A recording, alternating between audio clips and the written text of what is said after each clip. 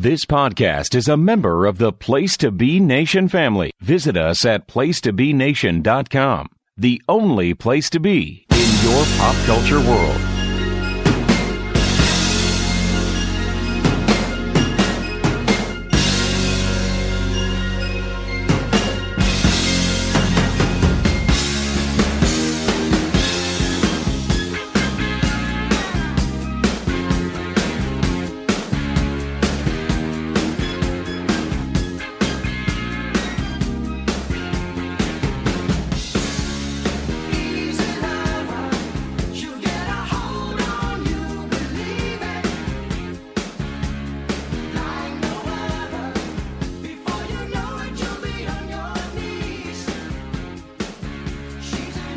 PTB Wrestling Network family, welcome to your home for everything current and classic wrestling, Place to Be Nation's main event. I am Scott Criscolo.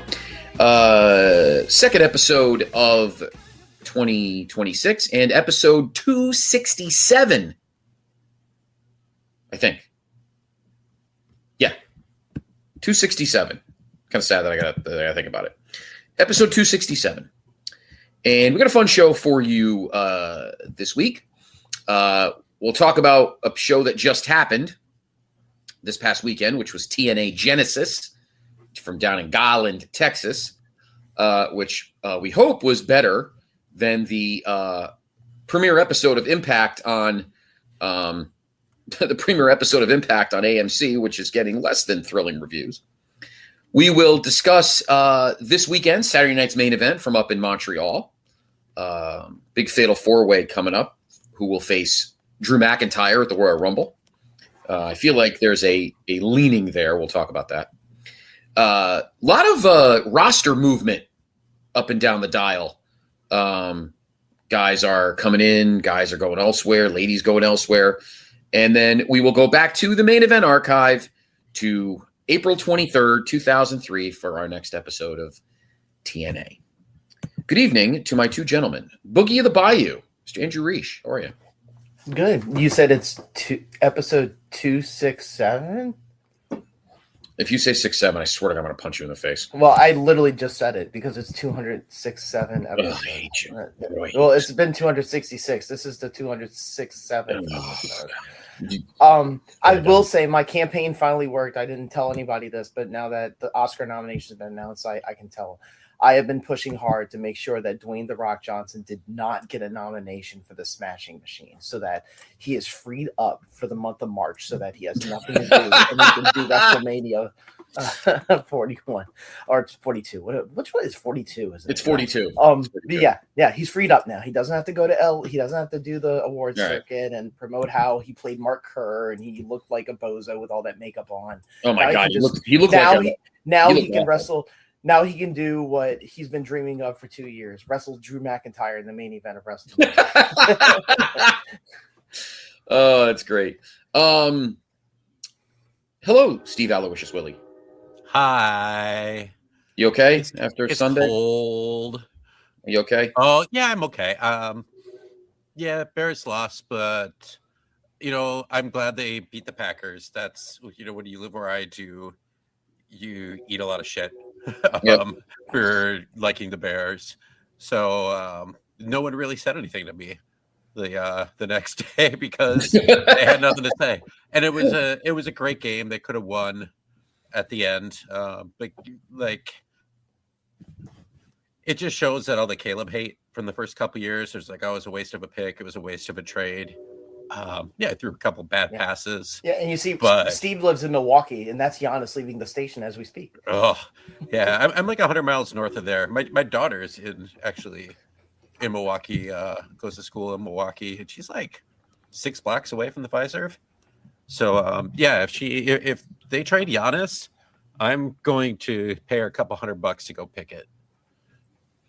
They're going to trade him to Olympiacos for Italy. Trump's making the deal right now. Good. That's what they're going to do. We're going to trade Giannis to Greece for Greenland. For a cunt for Greenland. Good. Greenland will be the player to be named later because apparently the Danes treat them like shit. From what I've been watching these movie commercials. I thought the president of Greenland was Gerard Butler. I watched the sequel. It was very good, by the way. It was actually very good. You know what movie got the most nods was Sinners. Sinners. Fucking Sinners. awesome Great movie. movie. I saw that in the theater in April of last year. It was fantastic. Yep, I saw it with my buddy. It was very good. I don't think it's going to win Best Picture. I think the Paul Thomas Anderson movie, Leo starred in, is going to win it. But that's and I tell you something, that movie got lucky. Unreal. That fucking movie got lucky. Because the Leo movie. Because when I first saw the trailers for that, it was treated like a fucking throwaway weirdo Quentin movie. Mm-hmm. Like well, it's based on a Thomas Pynchon book, so it's right. Not surprising. But it was completely not marketed right. It was not marketed for a movie that you would think would want to win an Oscar. Right. And then they retooled it and they got lucky. Yeah. I didn't see the movie. I know people who have. They said it's fine. Is it Best Picture? Not really. It was a strong movie year. 16 nominations for Sinners is unreal. That's an incredible accomplishment. It is. But horror movie, no one's gonna let a horror movie. Those fucking assholes are not gonna let. I don't trust those dickheads anymore. So they're not gonna let a horror movie win Best Picture. Because if they had ever let really good movies win Best Picture, then the Exorcist would have won in '74. Because that was the movie of 1973. But Warner Brothers really needs this win. We need to have great independent film producers like David Zaslav to get a win once in a while. Okay? Yeah, finally, yeah. We can get Tony Khan and going up there. Anthony Bowens is always at the premieres because he lives in LA. Yeah. Since he doesn't have to go to the Super Bowl now that the Jaguars are out. Yeah, I know.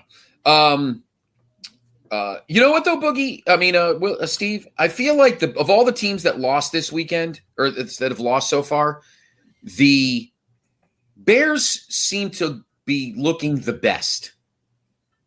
I mean, they've been bad for so long. They were 5-12 last year. Yeah, you know, the sheer fact that they even made the playoffs was a miracle. So yeah, they seem to be on the come up. The great thing they finally did was get an offensive line, which. Amazing when you have, Caleb and then Justin Fields before. Obviously, Justin Fields not in the same, turned out to be a bust, but a running quarterback, not having an offensive line. So they're running for their lives all the time. And you get an offensive line, and now all of a sudden Caleb has time to throw. Holy shit. Well, look at that. Yeah. So unless Giannis gets traded to the Lakers, although they have their own hot mess. Giannis cannot do wrong in my world. I think he's a great player. I'd love him on the Lakers. He's a great player. He seems like he's a genuinely he won't go to no. Yeah, he's not going to the Lakers. He's in Luka's spot. They're not going to. No, that's crazy. Like the Knicks, fact maybe that this week it was like one of the first times I've heard him say anything negative about his teammates, and he didn't even call anybody out by name. He just said that people are being selfish and trying to take control on their own when they're down by 12, 15 points, trying to make up all the points in one shot. Right. It's like, yeah. But I know there was a big move involving a sports team from Wisconsin. Happened late last night. That is, of course, Freddie Peralta. Be wearing the orange and blue in Queens. The Brewers, I'll give them this. They like winning the division. That's they like to do that. Yeah. They like winning the farm system. But listen, they got two good guys. Jet Williams, a good player, but the Mets really didn't. There's another guy in the system, Ewing, that they kind of like a little better, who's similar. And I like Sproat, but they're low. They could afford. I mean, they got tons of young guys. I mean, the only two pitchers that were untouchable were Tong and Nolan McLean. That was it. And Freddie Peralta's 28. Yeah, he's young. And the Mets will pay him $8 million. Yeah, the Mets will pay him. And then next off season, I bet you Freddie Peralta says, as long as you don't trade this season and get Tarek Skubal next off season, I will stay. Mm-hmm. That would be pretty great. In any event, I have no one to talk sports with, so this is great. Except pretty much you guys and my buddy Brett Carlson, maybe Jordan. I love Brett Carlson. Oh, you know, I miss Mike Wilkinson.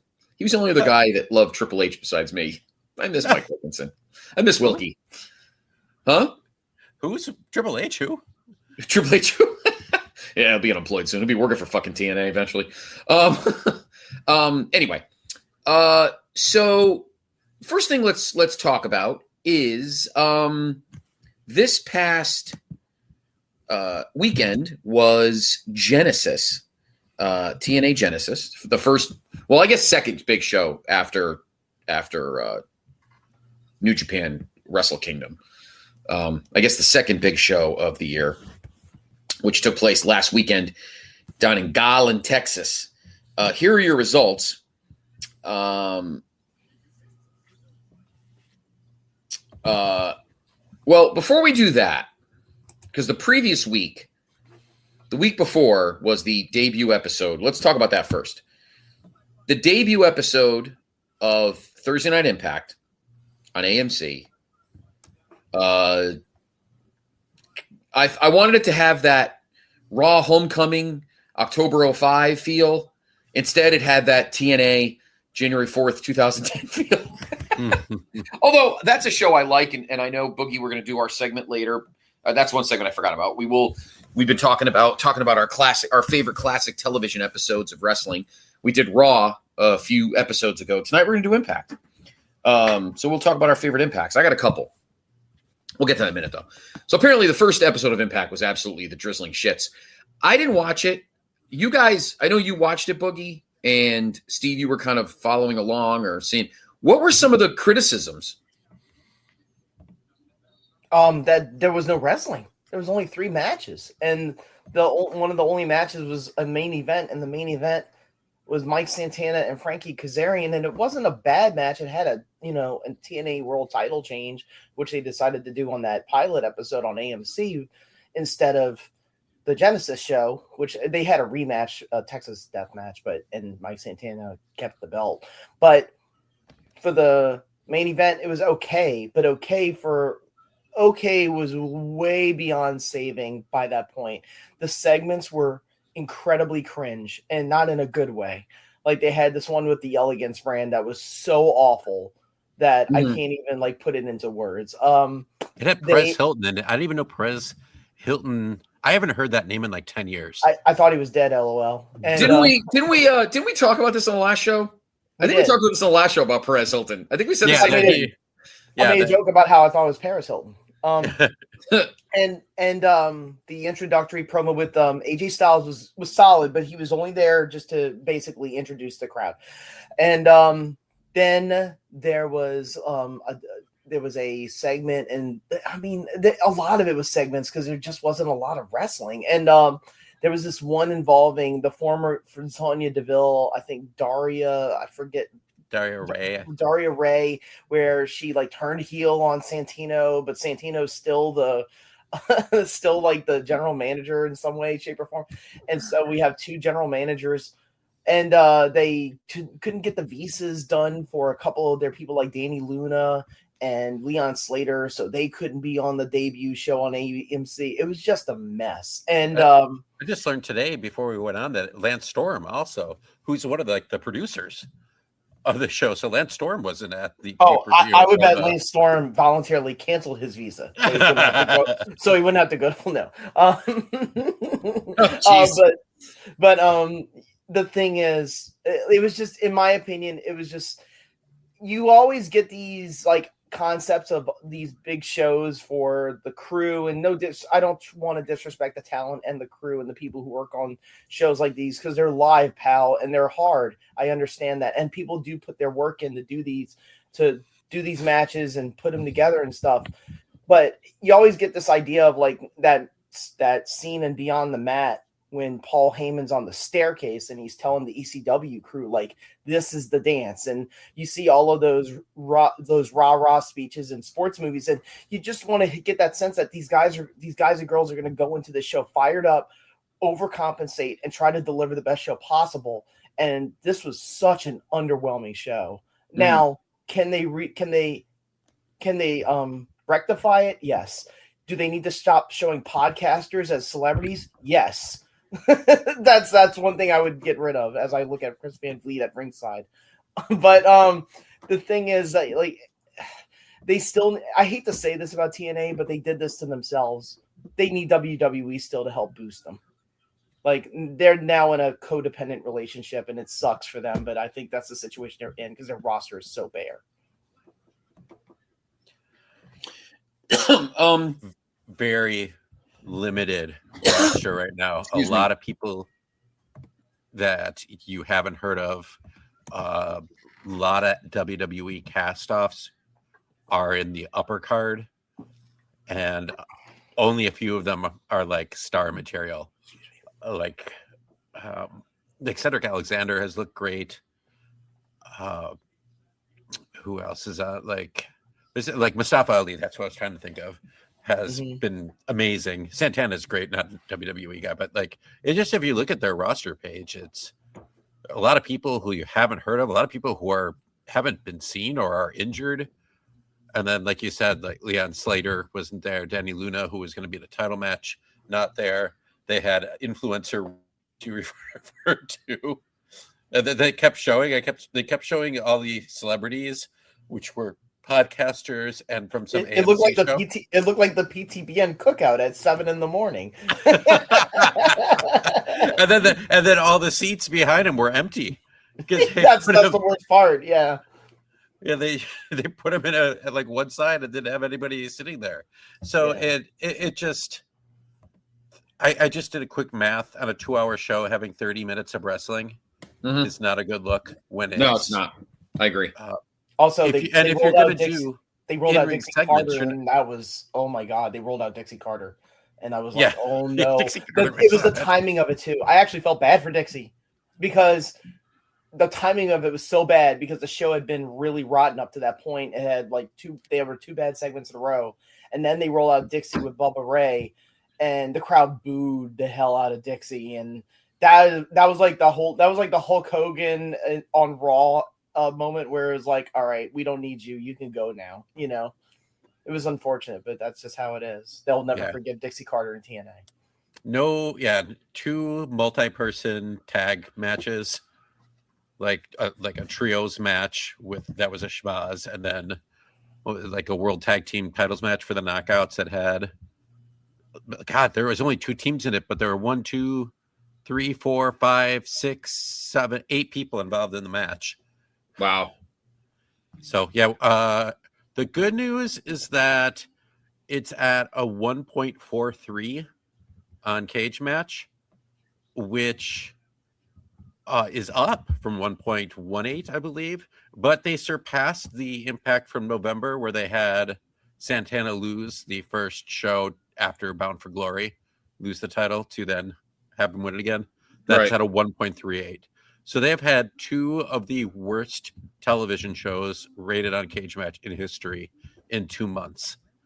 But they have stuff there that even without WWE, they just they could sign. They have Bear Bronson, right? They just signed him. He wasn't on either show. And he's been pretty over. Right. The BDE's been over, but like we'll talk maybe more about this later. Or we could talk about it now too. Just in the last month, they've lost Jake something, went to AEW. Yeah, they called him Jake Doyle now. Yeah. They lost all of the Rascals, although they might be getting Trey Miguel Cassie back. Lee and Billy Kay are gone. Yep, the Inspiration just left. Where are they going? They haven't said yet. I don't know. I would bet. I knowing Sean Spears with his marriage to Cassie Lee, I wouldn't be shocked she went back. They went back to WWE. Who else? I think they were divorced. Are they? I don't think they're together anymore. I mean, that's possible. I mean, I need to catch up on my WWE Love Island storyline. But JDC is retired. No, they're still together. Who am I thinking of?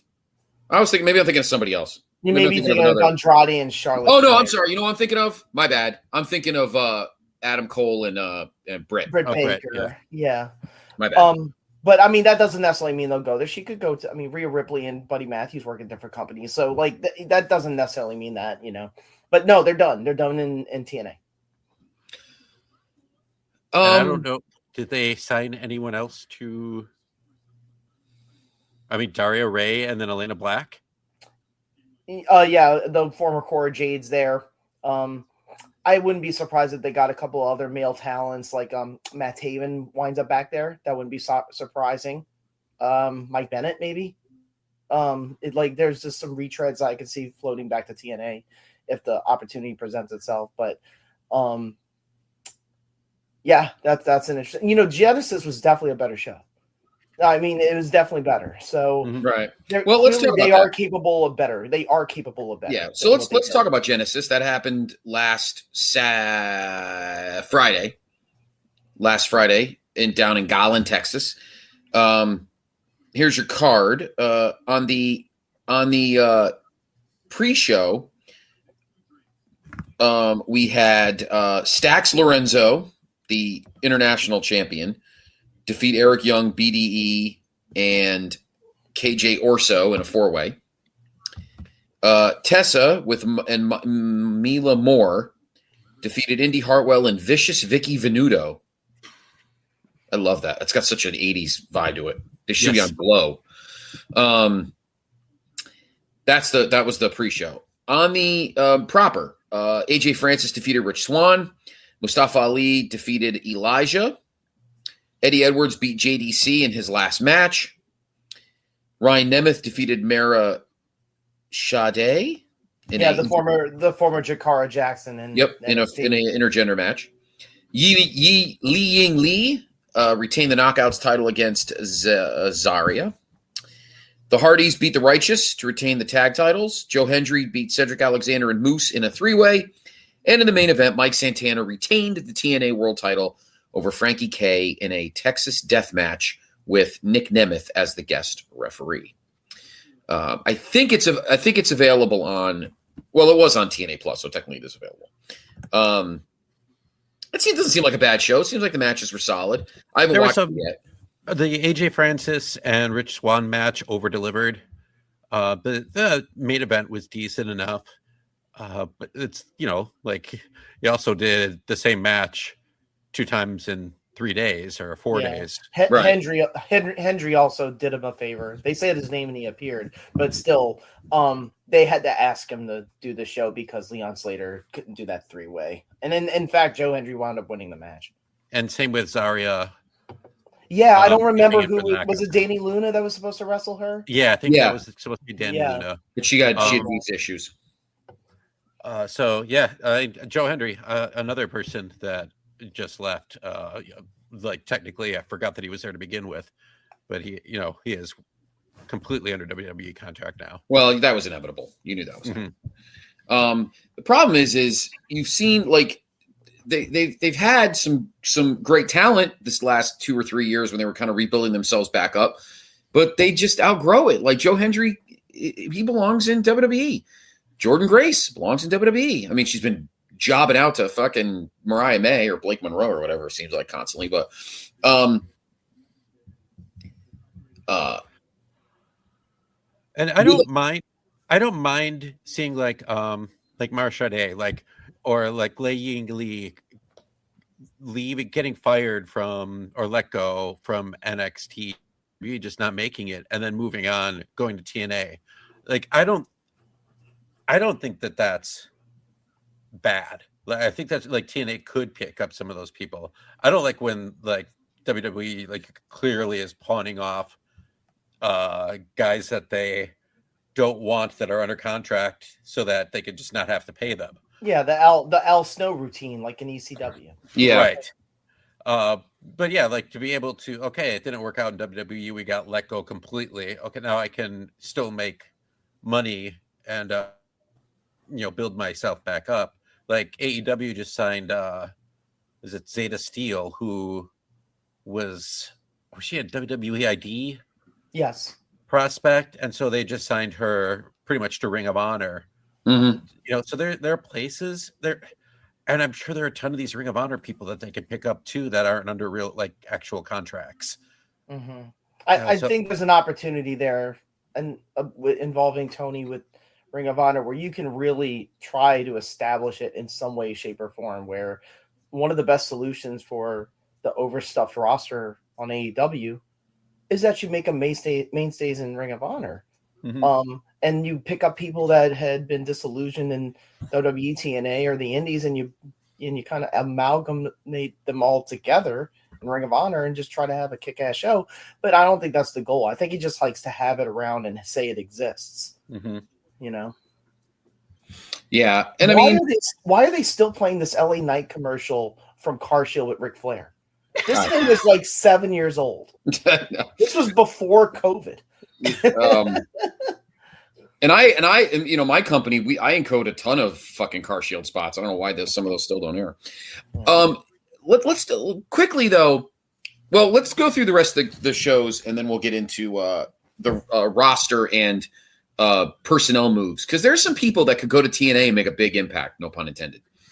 So the next big show is, if you're listening to this when it drops, tomorrow night, the first Science main event of the new year from the Bell Center in Montreal, the first Science main event in Canada since 2007. I need to look. You know how about this for crazy? In the history, I am not joking here, in the history of Saturday night's main event, do you know how many have been in Canada? One. The one that I just mentioned from May 28th, or it aired June 2nd, but it was taped May 28th, 2007 from the Air Canada Center in Toronto. So in the original run of Science main event from 1985 to 1992, none were in Canada. Isn't that crazy? So this one coming up tomorrow night, if you're listening to this on Friday when it drops, tomorrow night from the Bell Center in Montreal, we have Science main event number. What number is this? 43? 43. 43? Yeah. 43. Right now we have 3 matches. Of course, it is highlighted by the number 1 contender tournament for the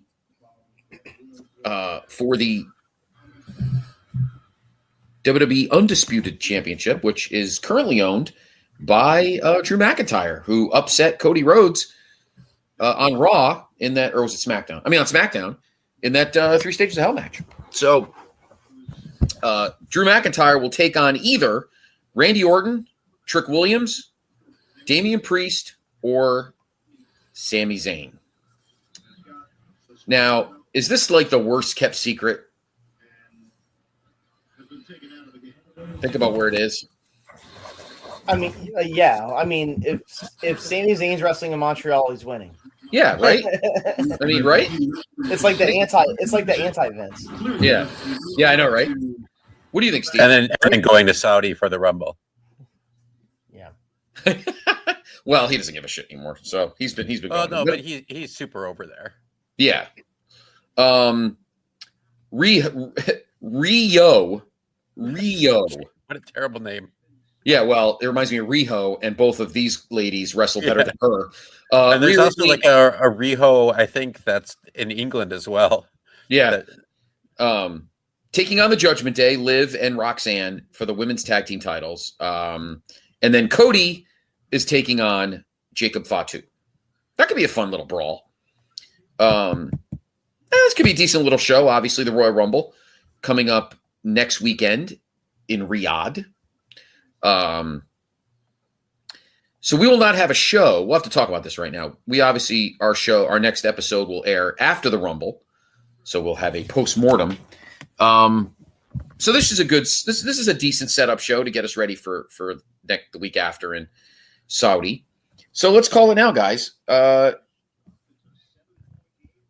Rumble, obviously taking place in Riyadh. And I noticed they don't have I like the poster with all the creepy wrestler faces. And it's not like, it doesn't have that weird, annoying, strange colors for Saudi pay-per-views on the page, on the poster like they always do. So we have the men's Rumble and the women's Rumble. Then Drew will defend the undisputed title against the winner of the four-way.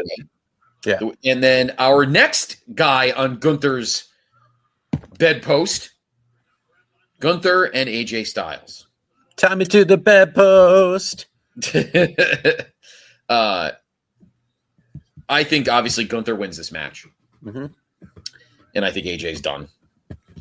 I think Drew beats Sammy because I do think Sammy's going to win. I agree. So let's talk about it right now. So let's look at the Rumble. So at the moment, there are 6 participants in the men's Rumble. 6 participants. Cody, Gunther, Jay, Ray, Dragon Lee, and Penta. So we still have 24 spots. I can't see Cody winning a third in 4 years. I can't. Nothing first for the Mavs, and they're pulling away from Golden State. I mean, do you think that they will just go Boogie, all in on Boogie, if Gunther? I wanted to watch the Lakers, I would just put the Lakers on. I didn't want to listen to it through your mic. Are you, or wait, is it no? That's they're playing the Clippers. What was the early game? No, Memphis? it's the Warriors and the Mavericks. It was Mavericks. Okay, the Lakers are the late game. They're playing the Clippers. I'm sorry, Steve. I was interrupted. I was just distracted by our shitty co-host. If Gunther, do you think that they will go all the way and have him beat AJ and win the Rumble? It's possible. It is possible. Yeah, like who are actual? They can't have Cody win it. I can't see Cody winning a third in 4 years because he's in rarefied air. He joins. He joined Steve. Steve's the only one that's won 3. Yeah, I know I have, but So people but like yes, me. You did. All of them in Milwaukee. Mhm. I don't know. Like, so who is not in would Orton. be Trick. I think Lesnar will be in it, Oh Jesus. Shoot. and I think he'll get. Well, first of all, I'll say this: I think actually AJ Styles. I think Gunther's going to win it. He's going to win it by count out, and there's going to be some technicality of whether or not AJ's career should be over because he lost by count out, and if he gets another chance, and they're going to keep the story going like that. Boogie, as much as I usually think you're wrong on everything, I actually like that idea. I think they just have. I think they want to keep that feud going. I don't think this is the end of it for those two. Drew's going to retain.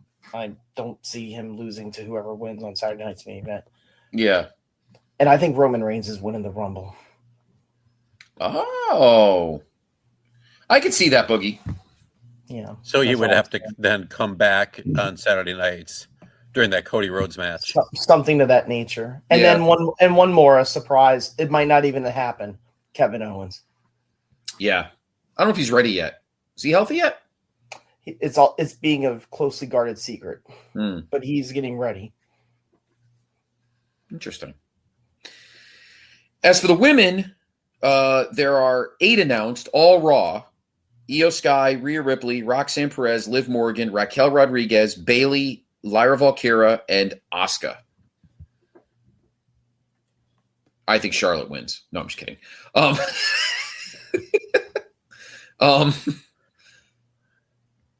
It seems like they're already booking. It's already set in stone that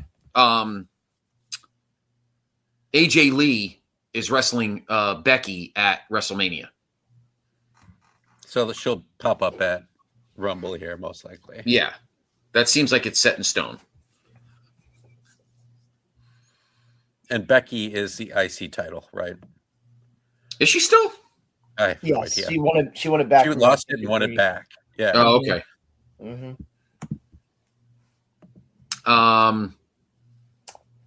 So who right now is a good one for the women, you think? Liv Morgan. She'll probably wrestle Stephanie Vicaire at WrestleMania if she wins the Royal Rumble. You could always do the Elimination Chamber and have a title shot up for grabs there anyways. Right. For whoever doesn't has to challenge the other champion, obviously. You could do that for the men too. But So you could flip it around. Like that's what happened with Jey Uso. They had John Cena win the Chamber because he didn't win the Rumble. Jey Uso surprised everybody won the Rumble. But I think this one, I can see Liv Morgan. I can see one of the last ones being in there with her is Lyra Valkyria. Like I think they might be the last two. Interesting. When's Bayley going to get a final push? She's got to turn on Lyra. That's what has to happen. Yeah. I just don't think people want a heel Bayley right now. Or maybe I'm just speaking for myself. That's possible. You don't want to heel Bayley. Yeah, well, she was heel for quite a long time at this point. She was. Yeah, no, you're right. She absolutely was. They're doing an angle where she's like mentally unstable, that she has like multiple personalities. Oh, yeah. God. That's kind of where they're going with it. But yeah. Bayley also like has been helping with like training wrestlers and being a little bit more of a mentor than as much as a wrestler. But she can still wrestle. Like the matches she has on TV are still pretty good. Yeah. And that's why I want to see her get like one like big run here. She's starting to get her flowers off the screen. Here's a question. It's been a few years. Yeah. How about somebody like, I'm going to throw this out there. How about somebody like Julia? I mean, it's possible. Like if it's almost on the caliber of Jey Uso last year, you know, where it's like, oh wow, no one expected that, you know. The thing too, and I'm not trying to say that they're gonna make bad booking decisions, is that you can make a risky creative decision that fans in the stateside would not appreciate in Saudi Arabia because they're not going to shit on it. So, but that could still backfire because it has the event has ramifications for the next shows because the winners of these are going to get shots at WrestleMania. So you don't want to be like, oh, why don't we have like, I'm trying to think of something. Let's have Chelsea Green win the Royal Rumble. and then you go back and everyone's like, no, we don't want Chelsea Green at WrestleMania. I'm not trying to say, I'm just using her as an example, but like, I don't think that's going to be the case. I've seen some Saudi Arabia shows where clearly they made like booking decisions that they knew fans in America would despise. But I don't know if that's the case for this one. I think they're going to try to play it conservative. Steve, I kind of agree with Boogie on that. I don't think we're going to get like a Jey Uso or anything like that. I feel like it's going to be a safe pick. Yeah. I was just, looking, I'm just kind of thinking as you guys are talking, is it often that, we're here as this comes out 8 days before the Royal Rumble and they're just starting to announce people like as of right now, there hasn't been any women from SmackDown announced for the Royal Rumble. That is, yeah. I just said that. Isn't that crazy? Yeah. And only one guy, Cody. Yeah, 9 days out or 8 days out. My bad. Do you think that's on purpose? No. I would say not on purpose, but I will say this: they already got the money in their back pocket in Saudi Arabia, so they know they don't have to sit here and push really, really hard to get people to tune into it or attend the show. It's already sold, right? So it's a ready-made like box office attraction. So maybe like I had just said, like maybe they're just playing it safe. And then they'll start doing the things on the Saturday Night's Main Event show on NBC or Peacock, I guess. And the Raw coming up, the SmackDowns, and just really push hard for the Rumble for those shows. And just go for the real hard, like go home type of promotional stuff for it. But it just sucks that it's not in the United States or Canada or Mexico. It's just really unfortunate. I just wish it was somewhere where they could have a really rabid fan base. Yeah. I agree. But I think I honestly do think they're trying to burn the shit out of this deal as fast as they can. I think they're just. I think it's really just get the money. I think that's where TKO is. Just get the money. Yeah. Oh, it has nothing to do with WWE itself. No, it's just, it is. do whatever it takes to maximize that. We don't give a shit about the show. It's a giant hedge fund. Yeah. It really is at this point. And then they just whatever maximizes profits in the now. Fuck the future. Yeah, and I watched a show on Reel, and I didn't like the second season as much as the first. There were some things that were interesting that I'm not gonna go on and on about. But there was this one part that with Triple H that I agreed with, but I didn't agree with the direction of the company, where he said, we're always thinking long term. We're always thinking of what's next. And we're not really worried about trying to do something to surprise people now. We have to know what we're building going forward. And I'm like, you're right, but that's not what you're doing. Yeah, that hasn't been what they've done in a long time. Yeah, well, you know what, guys? He's answering that from a creative viewpoint. He's not answering that from a but from a creative viewpoint, they're not doing it either. You know? I mean, think of the whole Rock and Travis Scott and Cena thing. That was a pop. Yeah. That was your biggest. Not a very good one, but yeah. Our Truth, which was one of the. Yeah, they were thinking long term there. They're like, oh shit. Yeah. We better do something. They tried to paper it over on the Unreal show, saying that he was never not under contract, which is bullshit. That's not true. He was. Our Truth actually came out yesterday. He was going to get cut. He was going to get cut. Our Truth came out yesterday and said it sure felt like a firing. I had no contract. Yeah, my contract was done and I hadn't signed one yet. Right.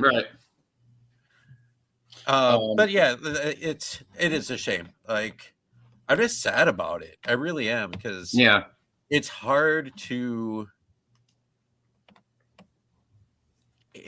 support them at this point. And Royal Rumble is my favorite pay-per-view. It always has been. Yeah, and the Royal Rumble is the one show where it is a linchpin for what you want to do. Like, you can't. Yes, you can change directions after the Royal Rumble, but you really shouldn't. Like, I understand the idea of taking people on a journey and having twists and turns and trying to get the TikTok audiences with ADHD to keep them attention and to keep having them pay attention to it by having all these twists and turns and screwy twists. But it's like, if someone's going to win the Rumble, they should be the one that gets the title shot 2 months later at WrestleMania. I'm just a classic fan like that. Oh, I am too. I agree. I agree. I'm sure another Science main event is probably. I think another Science main event's probably on the horizon. Let's look ahead. To. They haven't announced one yet, but I think you're right. I think they'll probably have one between the Chamber and Mania. Yeah, let me long divot. Let me look ahead. Let me look at the list of, because they usually shoot ahead. Let's see. 2020. Let's see.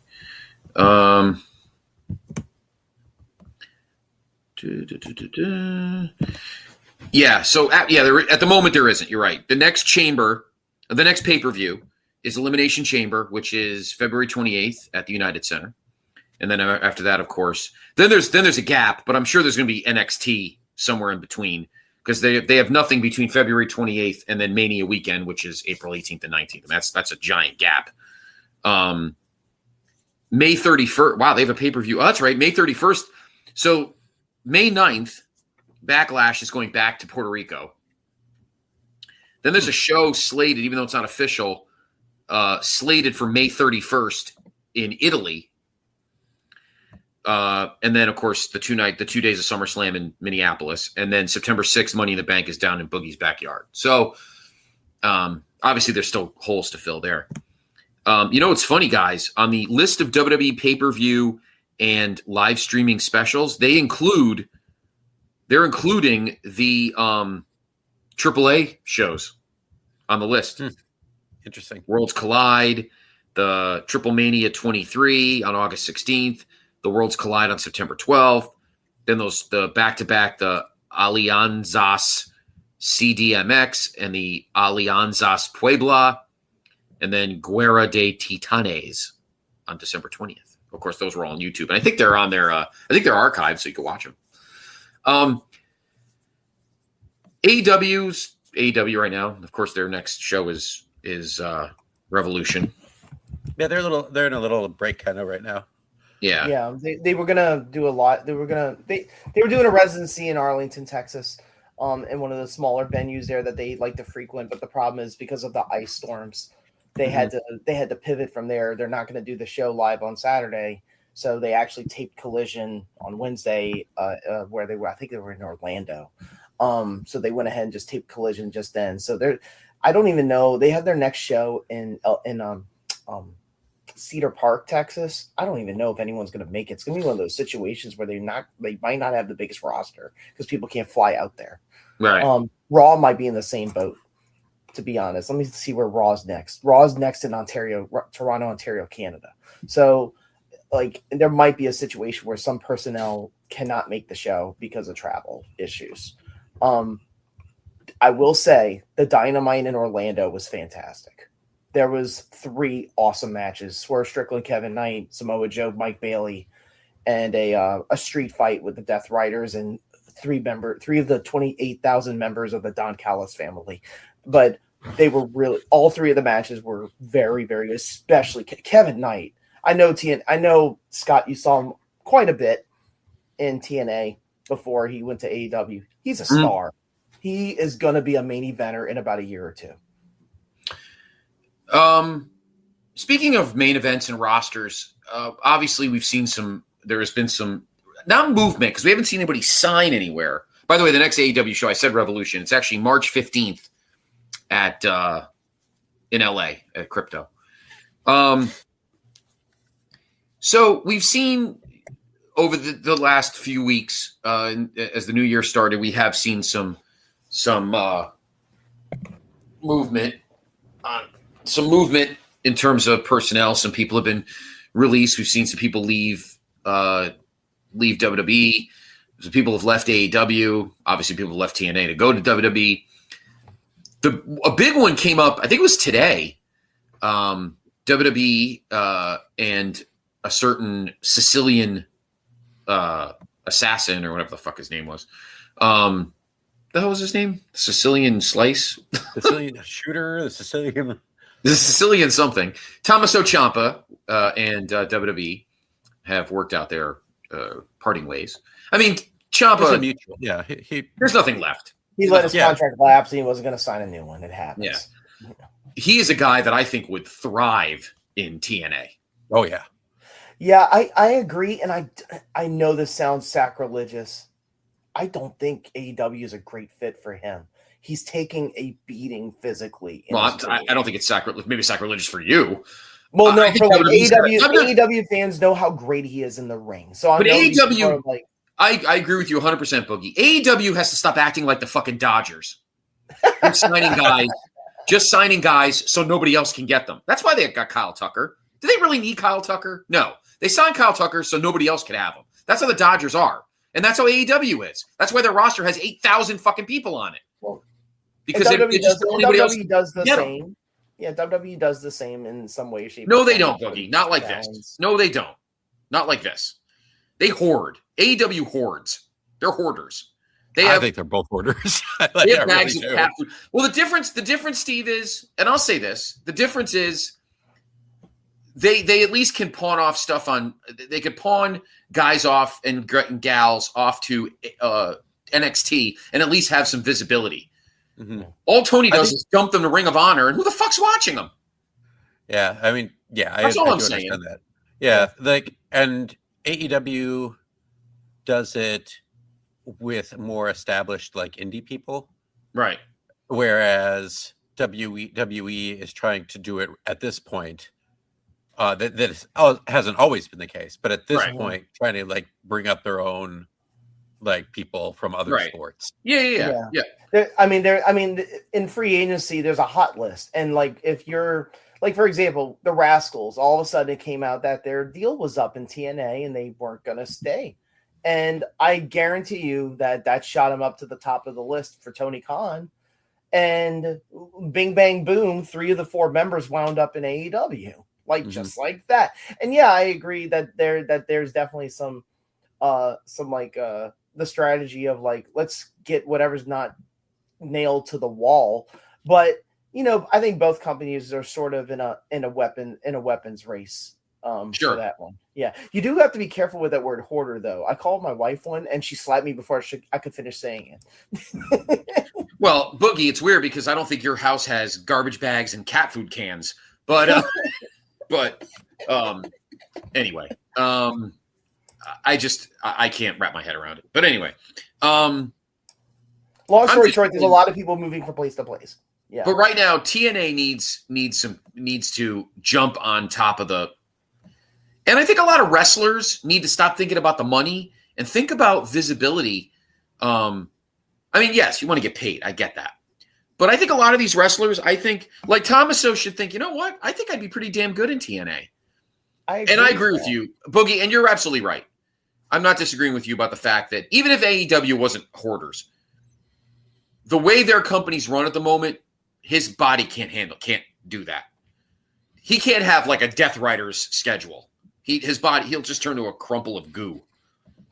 I wonder how much he's just gonna do like indies and stuff like that. Like the one thing about higher end, not that Tommaso Ciampa is like world champion type WWE material, but he's been there for a long time and he's been on television for quite a bit.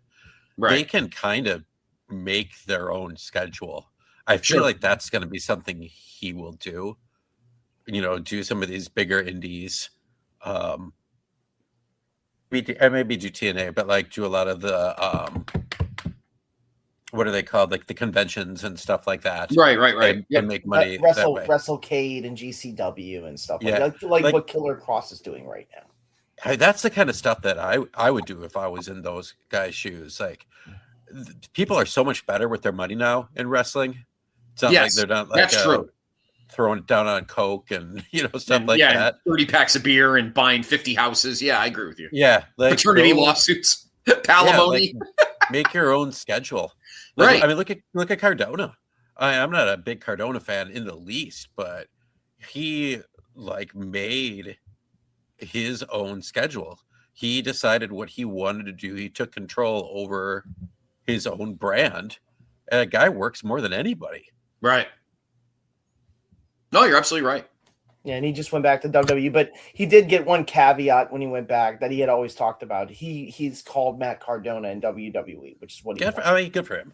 Well, yeah. I'm not at this point, calling him Zack Ryder is fucking stupid. So yeah, yeah. Well, that's a brand familiarity fight that you have to have with the people who work there. Right. Some people are going to be like, "I want you to be Zack Ryder because that's what WWE fans remember you as." But it's like, yeah, but I really built myself in the Indies as Matt Cardona and. This is what I want. I hope he works out there on his next run. I do. I really hope he works out there. He's much older, but I think he can be our leader, and I think he can spend some time with his wife and all that stuff. And I hope it works out for him. I do agree with you, Scott, that if I'm working in New Japan, I'm a gaijin, and I'm finishing up. I would look at TNA and say, man, it's almost like one of those. It's like one of those teams that was really bad in the regular season, but now they have a lot of cap space. And now you look at that and you go, okay, maybe they're not good now, but if I go there, I could be a big fish in a small pond. Correct. And exactly. I think David Finlay could do that. Tommaso Ciampa. There's other names that might come up in the next 6 months where their contracts come up Wardlow, and just go there and go like, man, like what if I was just a big cheese here on a cable TV show? Yeah. I hope so. And then when he hits the back end of his career, then he can he becomes a hot commodity and maybe main event quality. Then he could go to WWE and get a Rumble to Mania run, for low mileage on whatever's left in his tank, Mm-hmm. It also depends on TNA's. It also depends on TNA's indie date. Flexibility. I really don't know the details on how they run things now with their contracts. I know this. I know Daria Ray announced she signed a 6-month contract. So that kind of gives away, all right, they're really penny pinching on contracts here because they think they could just wheel in any name. And because they have a cable deal, people will want to go there. I don't know if that's the case, but we'll see.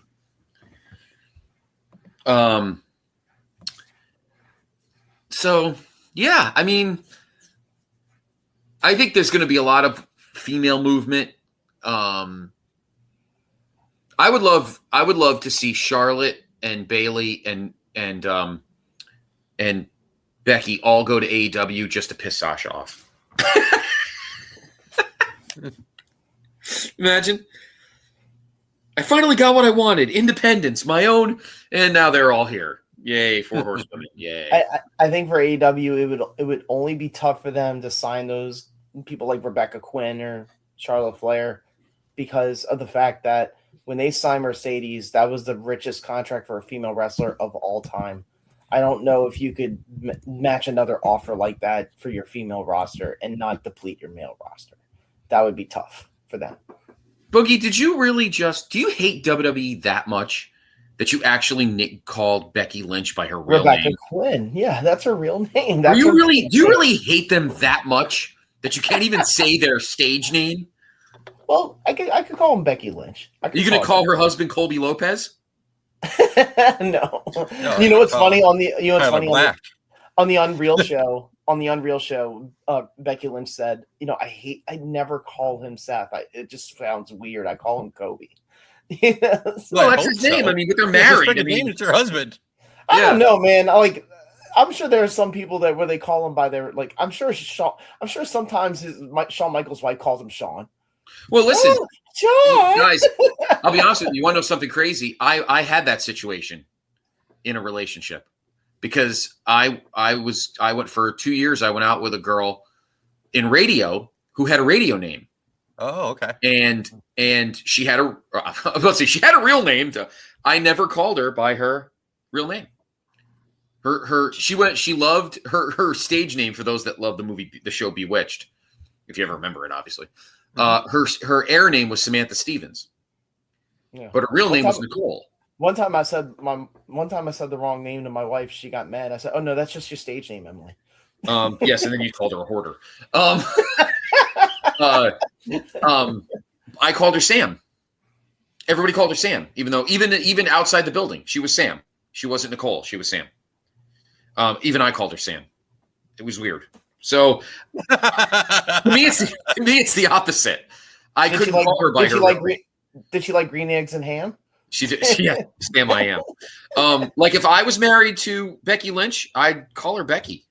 I mean, Rebecca is Becky, so that doesn't count. But that's ironic. It's funny though too. Maybe I call Rebecca. I have a sister named Rebecca, but anyways, no man. I think AEW is at a point where I already said this on the last episode when you asked me about what kind of direction should they take. Like if you could make a decision for them, and I said they just really need to tame down the roster. And if people want to leave when their contracts are up and their mid-carders, just let them go back to the indies or whatever's. And just work with what you have and try to just do different creative with the same people that you already have and just rotate the role and reverse the roles. And I don't know if that's going to happen. I mean, I say this, and then he signs the Rascals because he lost one guy, the WWE, Powerhouse Hobbs. So clearly Tony doesn't have that mindset. Tony's mindset is, if you're going to take somebody from my boat, I'm going to take somebody from your boat. And I don't know if that's the right approach for AEW, but it's clear that's how Tony wants to approach it because he always wants to have his toys to play with. But I wish they would just kind of lean down the roster and just say, hey, we're going to go a little story heavier. But I do understand also they are the wrestling company. So you need to have great wrestlers that can go in and out all the time.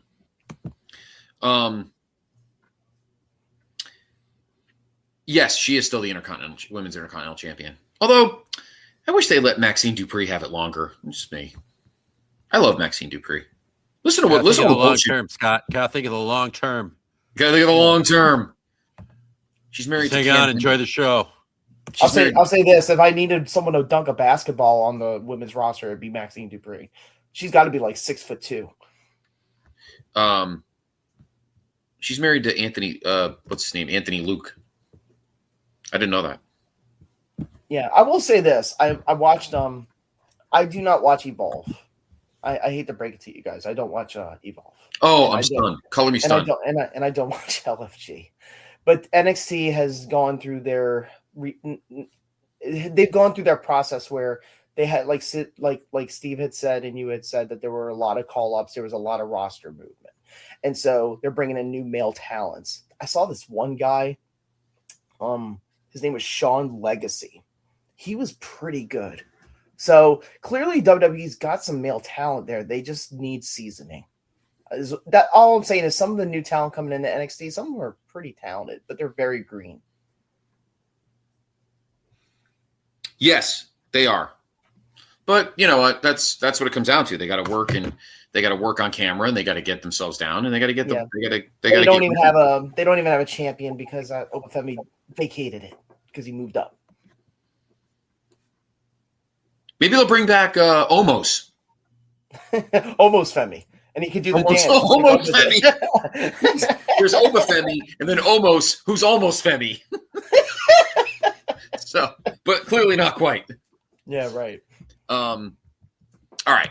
And I mean, we'll keep an eye over the coming episodes, guys, on the rosters and people opening up and where they could go. Cause I mean, that could tell the tale, particularly for TNA. WWE and AEW aren't going anywhere. They're just, well, obviously not going anywhere, but WWE and AEW are just going to do their thing week by week. They're not going to, nothing's going to be that drastic for the two of them. But at some point we are going to have to see Moxley take some time off. I would have taken this entire year off if I was him. They've gotten refreshed by an angle where the Death Riders are feuding with the Don Callis family, so I don't think he's taking time off. I literally just watched him in a street fight where he went through barbed wire board with glass on it. So yeah, because we haven't seen that in 3 minutes. So I think he's getting his second wind. Oh, fucking 12th wind. All right. So we'll talk more about roster stuff in the coming weeks, and as we get through the weeks as we go through WrestleMania season and of course other seasons. But so TNA's next show is No Surrender. That's February 13th. WWE's next show is of course the Royal Rumble next week after tonight's main event. AEW's next show is Revolution, which isn't until March. That's a good gap for AEW. Kind of rebolster things. There's an Australian show, but they can load that up when they get closer to it in mid February, but it's not on the level of a pay-per-view. Gotcha. What's the next big thing for New Japan, Steve? They are going through their new beginning shows right now. Oh, right. Yes, that's right. So they have like a couple title matches on each of those. Let me just look. The big news coming out of there is everyone's contract came up, and Evil, really surprisingly, looks like to be heading to WWE. Exactly. Like, wait. Let me stop you there. Are you telling me that WWE looked at New Japan's roster and said, "Give me the one who's the head of a evil faction with wonky finishes"? Yep. And now let me be real. Evil is a really good wrestler. He's been a good wrestler in New Japan for years and years and years. But people were sick of the House of Torture. Yeah. Isn't Evil also like 36? Yes. So yeah, he did his Young Boy stuff in Ring of Honor, his excursion in Ring of Honor. Who was his tag team partner for many years. He had one single name as well. Damn it. New Japan. No, not Shingo. Shit. I'm trying to remember the other guy. Sonata. Yeah, they were together forever as a tag team. Shingo shit. And then Hiromu Takahashi, the rumor is that he might be leaving as well. The guy with the poofy pants? Yeah, he probably would stick in Japan. So basically all of Los Ingobernables de Japón are going to be gone. Yeah. So they are definitely needing to focus on their new talent because they have had a huge turnover themselves. So, but I also think that like TNA, they could be good for them. Yeah, I think so. There's one match. There's a couple matches booked for the New Beginning show in Trenton, New Jersey, but there's one I know is going to be a banger. El Phantasmo versus Konosuke Takeshita. Yeah, that will be good. That will I be feel like good. they had a good match during the G1 as well. G1, yeah. I heard Takeshita's getting a new manager in New Japan. His nose mole. Oh no. Get that thing chopped off. Fucking A. It's annoying. Mole. Mole, guacamole. They're doing an angle where like Okada is Hogan, Takeshita is Savage, and Kyle Fletcher is Miss Elizabeth. It's actually my favorite angle going in AEW right now. Everybody loves Kyle. That's funny. All right, so there's a look at what's going on currently, and we'll keep you up to date on all that. But now it is time to go back in time as we walk upstairs in our mansion here to the main event archive in the Tennessee State Fairgrounds. Yes, we tape from the basement of the Tennessee State Fairgrounds. Yes, and it is covered in horse shit. Yes, it does, and it stinks really bad. We go back to April 23rd, 2003 for episode 42 or 41, depending on your point of view. We call it 42. Episode 42 of NWA TNA from the fairgrounds in Nashville. Quick recap of our champions. Our world champion is still Jeff Jarrett as we are building towards the super mega match in a week between him and Raven. The X Division champion is still Dickhead Kid Cash, who I got to be honest with you, has been a pretty damn good heel. He's such a fucking jerk off. He really is. And your tag team champions are Jerry Lynn and Amazing Red. There we go. So, now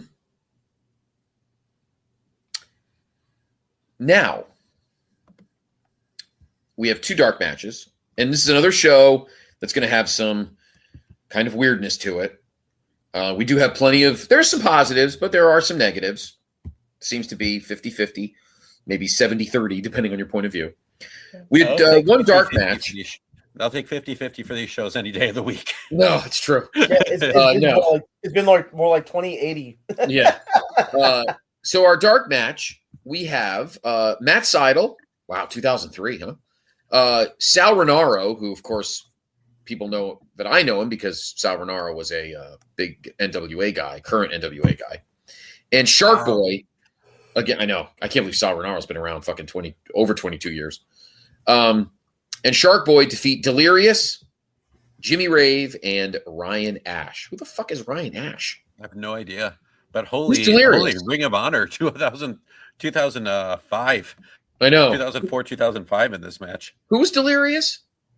Delirious is was the Ring of Honor booker for many years. He had like the green and black mask with the tassels and ran around. Oh, right. Yeah, he looked like a skinny Luchasaurus. Yeah, he's 45. Yeah, and he and Matt Seidel having connected since the beginning.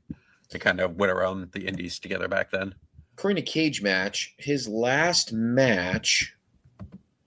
Let's see. Delirious's last match was September 14th in GCW. Team Terra against the Incoherent Legion of Rot. The fuck? It was Matt Seidel is 42, but has never aged a day in his life. Yeah. Cannonball Fest, a benefit to raise money for Jeff Cannonball's fight against ALS. Oh, it was a benefit show. Cool. New Providence High School in New Providence, New Jersey. Okay. Sorry, I'm an old school guy. Right, I like on that. Providence. I like, I kind of like vintage Providence myself. Yeah. I don't like stale Providence. Okay. So we open with you know what cracked me up about these shows? And I'll let you take over, Steve, but I just want to say the open. Do you ever notice, guys, when we watch these, that they pretty much just give us the entire last episode in the first 4 minutes? Yes.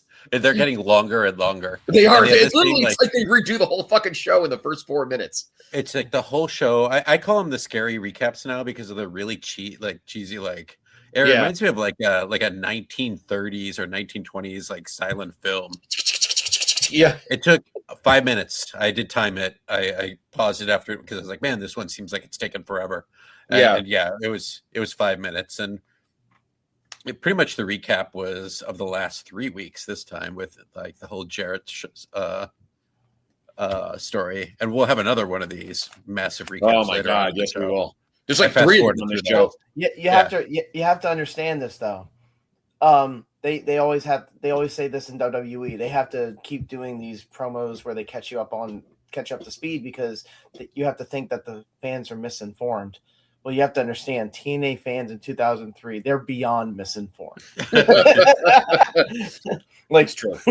They are Misinformed sounds like they are incompetent. so I guess like if you're buying a paper, you only buy it once a month. I guess that's the idea of like, oh, this is what's been happening. But yeah, please, like this is going on so long, and like the graphics look like it's out of Sega Genesis. It's like they're terrible. They're not even good for 2003. The music, No, they're not. They're like compared to many, it's super cheesy. But yeah, I think it's a good idea that they do them. I am looking forward, though. I mean, well, this will be God knows when we'll get to it, but the following year, 2004, is when they finally go to Fox Sports Net, and then everything just changes. Like everything just looks like less Southern trash. Yeah, well, they start actually using like live in-camera graphics. Like they never use that. They don't have an overhead. They actually use an overhead camera. Yeah. Yeah, because Fox pays them, so they finally get some spinach. So, okay, so we open, Steve, right with the first match out of the gate after the. Yeah, we had a little bit of a Raven. The recap went into a bit newer Raven interview. Not even an interview. It was just kind of sitting in a dark room. The only thing of note is that he's going to make Hiroshima look like 11. I actually laughed at that. I'm not going to lie. It was so bizarre that I did laugh. But yeah, then they went right into the match, like leading up with Glenn Gilberti and Mike Sanders. They did a little backstage thing outside with Mike Sanders trying to look like he did in WCW. I don't remember this look, but it was just like oversized shorts and a bandana. Yeah, rag, and he didn't have the do-rag tied right. He never wore that in WCW. Okay, thank you. I didn't think he did. He wore baggy shorts, and sometimes he would wear jerseys, but he never wore like the thugonomic stuff. Yeah. I don't know where he got that from. That is bizarre. That is real bizarre. Yeah, it was, and they were just buddies just the previous week, right? After Mike Sanders stood up for him, they helped him out in the match with AJ, but here they were back to being knuckleheads. I will say that the one, and maybe this is one of the reasons why the show was so much better. There was a much, much, much less SEX on this show. Yes. I agree. They focused on a few segment. They really focused on the tag, which I was cool with. Yeah. Well, yeah, and I keep Daniels and Skipper separate from them pretty much. Like they don't belong in it. Like all the shits, all the guys who just. Yeah, like we don't need any more Sonny Siaki. We do not need any more Harris brothers. Yes, the Harris brothers show up again, but like or fucking David Young. Yeah. Mm-hmm. The less sex, the better. Am I right, guys? Well, always. Wait, what? Yeah. Keep calling your wife a hoarder. You ain't gonna get any. So, yeah, we went right into the match. AJ and D'Lo defeated Glenn Gilberti and Mike Sanders via DQ. 6-22. Yeah, they said that AJ had 9 stitches from the match against Disco, and also had injured his knee during the weekend between shows on an indie show in Lafayette. In my state. Yeah. AJ, they're real cool double team moves that they worked on at the start. AJ throwing Disco into D'Lo flying off the top rope. It looked like something I would do in a video game with my friend. Sanders, like you said, just looks like the biggest dork. But the only person who looked like a bigger dork was Don West, comparing Mike Sanders to Michael Jordan. Oh, Jesus. They're both named Mike. Yeah, well, no, because maybe he had to go back to his original outfit, just like Michael Jordan needed to go back from 45 to 23. Okay. Well, I wonder if Don sold the 45 jersey on HSN one time. Yep. And mind you, at this time, Michael was playing for the Wizards. Yeah. Fun fact. Did you know how much money his 98 Game 6 jersey went in an auction? Mike Sanders? Michael Jordan. I'm going to say his jersey went for I'm not gonna go too crazy. I'll say 150,000. I'm going to say we're 1.5 mil. Ooh, you're way low. Wow. Way low? Yes, it was 10 million. Oh my Who the god. fuck would pay that? And it was game 1. It wasn't even game 6. TKO? Did they pay for it? No, what's his name? The Shark Tank guy. He's been buying up all this stuff at ridiculous prices. It's going to be fun to watch him lose all that money. Right. Did Ari buy it? Nick and Ari, and then they can give it to Rock the next time they go out for sushi. Nick and Ari. That's crazy. This match was okay. Yeah, it was okay. Like, there's a hot tag to D'Lo, and didn't last long. They were together, and then for one huge critique I have with TNA, then it will happen in, I believe, every match on this show, is that some sort of run-in. There's never a clean finish. Oh my god, it's a mess on this game in this show. Oh my god. Triple X runs in, gets to the DQ. Jerry Lynn and Amazing Red come out for the save, and they're just going crazy on Daniels and Skipper for a while. Yeah. And then like Young and Siaki came out, and they ring the bell like 10,000 times, like it was a WCW Thunder match. It just like they just keep ringing the bell over and over and over again. I hate when they do that. Like, what's the point? Yeah. So basically, the story at this point is that Red and Jerry Lynn are pretty beat up going into their final match. It was 13 minutes by the time I think the scare, like that whole segment of Raven going into the AJ and D'Lo match to the end took 13 minutes, and so much happened. Jesus, that's crazy. Yeah, it just like it was a decent match for the 6 minutes it was going, and then literally half the roster ran in, which became par for the course for TNA or at this moment, and it was nuts. But definitely, I feel like after. It's when he mentioned the SEX, because after they mentioned Vince Russo on camera, that sit-down interview TNA had with Jeff Jarrett like a few episodes before, I feel like he hasn't even been discussed or mentioned, you know? I feel like the storyline's already kind of running its course and pooping out. I mean, I know it lasts for a little bit longer, but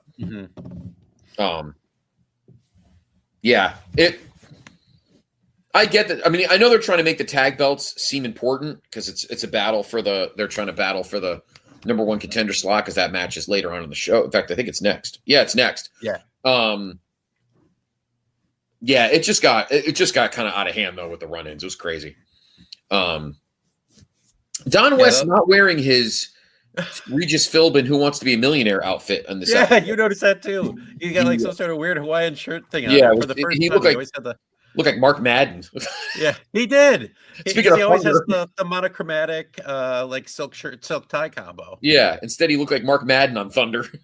They did a quick interview with Jarrett backstage, and he was going to be the hunter. And that's when we first see Eric Watt for the first of 54 times.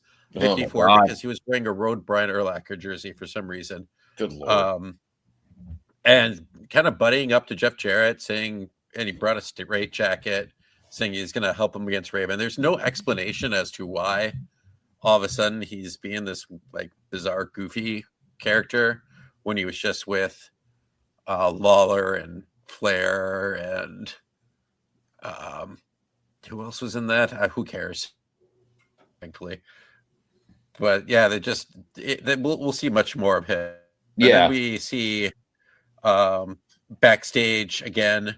AMW is back there, but Chris Harris was jumped, and that leads us immediately into our tag team match. And it is Triple X of Daniels and Skipper, who somehow found the time in the 2 minutes between jumping into the match and this quick little Jarrett segment to get all their ring gear on top of their outfit and then make another entrance. I know.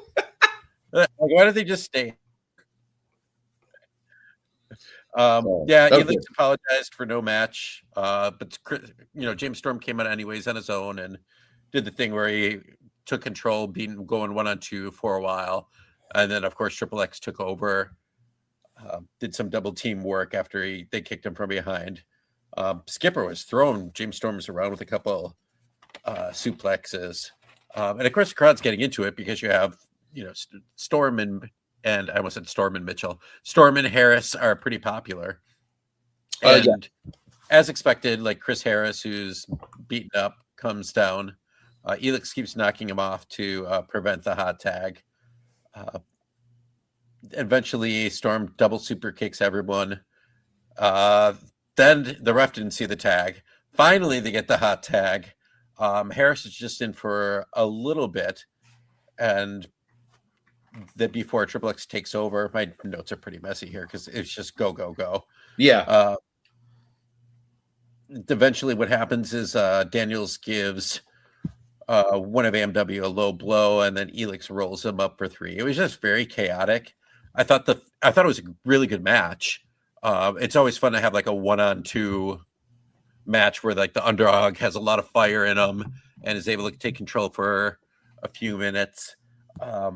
But it just like the end of the match didn't really, it was kind of anticlimactic because you were expecting America's Most Wanted to end up winning it because they had the disadvantage, like the big, the upset. Right. I didn't realize this was the number 1 contenders match. Yeah, it was. Well. I knew that. Yeah. Yeah. Yep. But 11 minutes. Cage match gave this 8.43, 13 votes. Yeah, I just saw that. I'm like 8. I mean, it was good. 8.43 is like that's like 4-star territory. Yeah, 4 stars. It wasn't that for a match that was mostly a handicap match. Right. It had. I mean, their timing is great. They wind up having much better matches later in their careers. Yes, they do. Yep. Like actually, this year they wind up having probably one of their most famous matches. But like, there was some stuff there timing wise. It was really well done. Like I remember there was like a combination of Daniels and Skipper did. It was like a combination of like a flapjack and a flatliner, and it looked really good. And so, and there's a couple of moves like that where it's just like, oh man, these two teams, they work really well together. So, it was a good match. Was it like a classic? No, they do have classics, just not yet. Right. No, I agree with you on that. So Triple X is the number 1 contender, and they will get a shot down the line against Amazing Red and Jerry Lynn. Do we have a Goldilocks? Was this one of the stupid? Yeah, with Alexis Lurie. Oh yeah, I completely. This was idiotic. This segment was absolutely idiotic. Is this the one where she looks like she just got out of the shower? Yeah, she looks soaking wet. She did. This was like she just like was dunked into a thing of baby oil or just dumped a bucket of water on her head. I don't know what the fuck that was about. It was crazy. I did like the line because it's always the men. I just think that was Alexis in general. I think she was just a person who like who just wanted to like, oh, you want me to be like a what's the word? A sleazy henchwoman. I'll look like a sleazy henchwoman. Like be all slick. Yeah. But like she had a funny line because it's always I did say a very wet Alexis is going off on Jeff Jarrett. But it's usually the males picking on Goldilocks, and she said she's gonna rip off Jeff Jarrett's ball sack and shove it down Goldilocks' throat. I don't know. And she said no, she said she was gonna do that, but they've clearly already been down there. Oh, Jesus. That's crazy. It was a way that Goldilocks just kind of said, "Oh, that's very nice." So then Alexis, I forgot about this part. They go into a room and she's looking for Jeff Jarrett, and then like the ticket grandma, the ticket taker that we saw in the first few episodes is like the grandma is still there. Her name is Sarah. Her name is Sarah, and you can actually hear Don West says, "Yeah, she's one of the toughest broads we have in the building. She doesn't take gumption from anybody." Okay, oh, that's really great, Jeff. Then why don't you put the fucking title on him or something? and then Jarrett broads. Yeah, Jarrett comes from behind and like just chucks Alexis in the wall into the wall, like dumps her on a like chair and then like throws her in a truck. It like just so unsafe. And then for some reason, like Watts is out again, but I'm talking to for like the second time. I think he comes out like 5 times. He was talking to TNA and West, but no one could hear him because he wasn't mic'd up right. And for some reason, the crowd was chanting USA, which was very confusing. That is true. That is very confusing. But that segment, Jesus, we had to chuck the old lady around. And then once again, Jarrett, not the first time tonight, Jarrett beats the shit out of her. I don't know if Alexis Lurie just wanted to prove her worth, but my God, that's like the second straight week he killed her. It was crazy. Way over the top. Doing what he does best, beats up women. Way over the top. I know. Not exactly Moolah, but yeah, that was nuts. This next match, I gotta admit, I was very entertained by this match. Steve, tell us about it. Yes, this was called the Ultimate Sin match, which they were really trying to hammer home that it wasn't the Clockhouse horror, whatever it is, match from Raven. Clockhouse Orange or whatever the hell it is, yeah. But it was basically the exact same match. There was barbed wire around the ring, and they wanted to tell you that it was real barbed wire, not the fake WCW barbed wire. They said that a couple times. Well, there was that weird James Mitchell promo, kind of like Owen in the cage at SummerSlam before SummerSlam 94, where he's like ripping a peach on the barbed wire, whatever the fucking stupid thing was. They just needed like a Hawk and Animal to like chuck a watermelon off the balcony to show how high the scaffolding was. My favorite was when he was showing the bat hanging off the ceiling, and all you can see is just the asbestos that's just killing everyone in the fairgrounds. Yeah, they got like real barbed wire, right? They're really hammering that point home, which is super dangerous. And the whole point of the match is you can take the ladder and you can get a baseball bat. Yeah. Like, that's okay. And breathing the asbestos. A kendo stick in a pipe or something like that. Yeah. So it's just a hardcore match. Yeah. And so breathe in the asbestos. The New Church, Brian Lee / and Mike and New Jack and Saturn. Saturn wearing an actual ECW shirt, which had to have been some sort of copyright infringement. Yeah, probably. I'm sure WWE didn't give a fuck. So no, I don't think so. I think the ECW stuff was still in court at this time. Okay. Yeah, I don't think because WWE doesn't take the property until like 2004. So technically, the ECW proper was kind of in limbo, I think. Let me double check that. Please keep talking, Steve. Yeah, I'll keep talking here. Keep talking. Yeah. Within 30 seconds, Slash is slashed with the Saturn sickle. Not Saturn, New Jack sickle. He's bleeding buckets within 30 seconds. They stapled the dollar bill or something to New Jack's head. The one funny part in the beginning of the match is like Saturn and Mike Awesome are actually trying to have a wrestling match in the middle of the ring as all this chaos is going on. They're just clotheslining and suplexing each other all over the place. Awesome gets thrown into the wire. Sandman with the absolute dumbest move ever, trying to hit someone with a kendo stick off the top rope. Outside, they had the top of a mop bucket. They were squeezing the person's head. Little throwback to Moppy. Forever, they're trying to set up tables, and they eventually powerbomb Sandman through a table. But Awesome took most of it, and he was mostly out of the match from there. Saturn did a top rope elbow through a table on the floor. Top rope chair shot by New Jack. Finally, they're like going for the bat, and New Jack goes from the ladder through a table on the floor. The lights then go out. Just Incredible appears, which is supposed to be a big surprise, even though he just showed up last week. He did that last week. Yeah, he could have just run in. I don't know. I needed the lights off. We knew he was there. And then he had a bat shot to everybody. I don't even remember what the finish was. It was the bat. It was the bat to the head. Oh, the bat to the head. Splash. Okay. Yeah. That was the pinfall. So yeah, Team Extreme, that's what they're calling now. They're calling this the TNA Extreme Division. Team Extreme of the Hardy Brothers and lead. No, I'm sorry, New Jack, Perry Saturn, the Sandman, and I guess technically Just Incredible.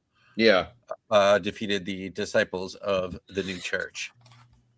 Okay, so this is definitely a copyright thing because it says on January 28th, 2003, World Wrestling Entertainment Inc. purchased ECW's assets from HHG Corporation in court, acquiring the rights to ECW's video library. HHG would nominally, I don't know what HHG is, would nominally remain active until it became defunct on January 31st, 2007. What is HHG? I'm going to go with the Heyman Hustle Group. Oh my God. If that's it, I will laugh my ass off. I'm going to look that up. Okay, please do. All right. Vamp. It's funny. It's funny that it's called the Ultimate Sin match because booking this match was the ultimate sin. Yeah. So there was two funny parts in this. It was violent. I will say, like, you said how Slash, the wrestler, gets like immediately busted open. And they do close-ups on his forehead, which is nasty. Mhm. But there were two funny parts. I'm pretty sure Brian Lee was the one who was the fake Undertaker. Is that correct? Yes. He dressed just like the Undertaker in 1998. Mhm. If you look at him, like he has the same getup as the Undertaker. It's like, dude, you already played that part. And then Andrew Thomas, the referee, so he has to wear gloves because there's blood in the ring. They're gardening gloves. Yeah, they're guarding. That's right. That's right. Who wears gardening gloves in a wrestling match? They were totally gardening gloves. Oh my Those God. were not Good like catch. medical Gardening gloves. gloves. I can picture, and they were like oversized too. Like he looked like Mickey Mouse. He looked like he was trying to pull out weeds out of his front yard. Yeah, because Orange like I was even at a Thomas. basketball game today, and like the trainers had like the latex gloves on, and that's what they do in WWE and AEW. Correct. They have just the regular like medical gloves. Yeah. He was wearing God. They're like gray This and is yellow probably too. I this totally is probably remember it now. one of the gloves that Jeff Jarrett threw out of the back of that 18-wheeler the other week. I got to be honest, because it says here, it says 20 years ago this weekend, ECW parent company, HHG Corporation. I mean, Steve, I think you're right. How could it not be? Didn't he used Heyman to? Hustle He Group. used to like have some his like name or something was HHG ECW Corporation. I think you're right. I think it is Heyman Hustle Group. That is so funny. I think it is Heyman Hustle Group, which is pretty great. That's amazing. It is amazing. I like Brian Lee. I was saying this to Rotella today because I had the show on while I was waiting because we had. For those of you that got anybody who got again, if you're listening to this on the day it airs, yesterday, Thursday, there was that big Microsoft, whatever the fuck happened. Outlook went down. I think Teams went down. A bunch of shit went down. So I didn't have email, nor did CBS have my client have email for about 2.5, 3 hours. So I was kind of in a holding pattern. So this is when I got to watch a show and I had nothing to do, just waiting for shit. And Rotella was behind me because his shit wasn't coming in. And he goes to me, Brian Lee's actually, and sometimes Rotella's opinions are actually okay. Not all of them, but some of them. This is a guy whose favorite, he's actually watching from behind. And he says his favorite character is Bruce. Yeah, I'm going to let that hang in the air. He goes, wow, Brian Lee is actually not a bad worker. And he said fucking Bruce? He loves Bruce.